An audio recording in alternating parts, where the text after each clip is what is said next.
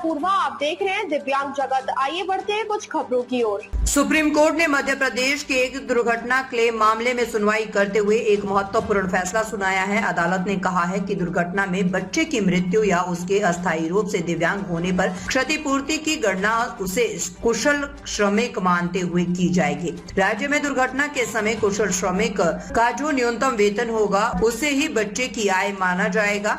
दावेदार व्यक्ति को न्यायाधिकरण के समक्ष न्यूनतम वेतन के संबंध में दस्तावेज पेश करने होंगे। सुप्रीम कोर्ट ने कहा है कि अगर वह ऐसा नहीं कर पाता तो इन दस्तावेजों को पेश करने की जिम्मेदारी बीमा कंपनी की होगी। फैसले के प्रति सभी मोटर दुर्घटना दावा न्यायाधिकरणों को भेजी जाए ताकि निर्देशों का सख्ती से पालन सुनिश्चित हो सके। सुप्रीम कोर्ट के आदेश में क्या बता दें कि अब तक दुर्घटना में बच्चे की मृत्यु या उसके स्थायी दिव्यांग होने की स्थिति में क्षतिपूर्ति की गणना नोशन इनकम काल्पनिक आय वर्तमान में 30,000 रूपए प्रति वर्ष के हिसाब से की जाती है और अब राज्य में कुशल श्रमिक के न्यूनतम वेतन के हिसाब से क्षतिपूर्ति मिलेगी। वर्तमान में मध्य प्रदेश में कुशल श्रमिक का न्यूनतम वेतन 14,844 मासिक यानी कि 495 रूपए प्रति दिन निर्धारित है। कुशल श्रमिक के न्यूनतम वेतन को ही माने बच्चे की आय। कोर्ट ने फैसले की प्रति अपनी सभी मोटर दुर्घटना दावा न्यायाधिकरणों को भेजने का दिया निर्देश। ऐसे सुप्रीम कोर्ट पहुंचा मामला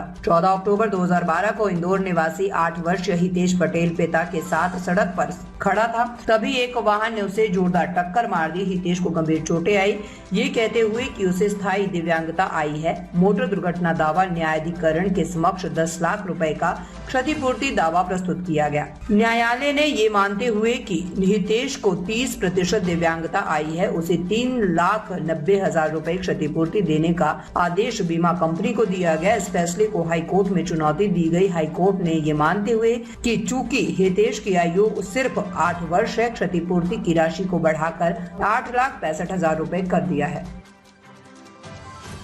अब तक के लिए बस इतना ही। आगे खबरों को देखने के लिए हमारे चैनल को लाइक करें, शेयर करें, सब्सक्राइब करें। नमस्कार।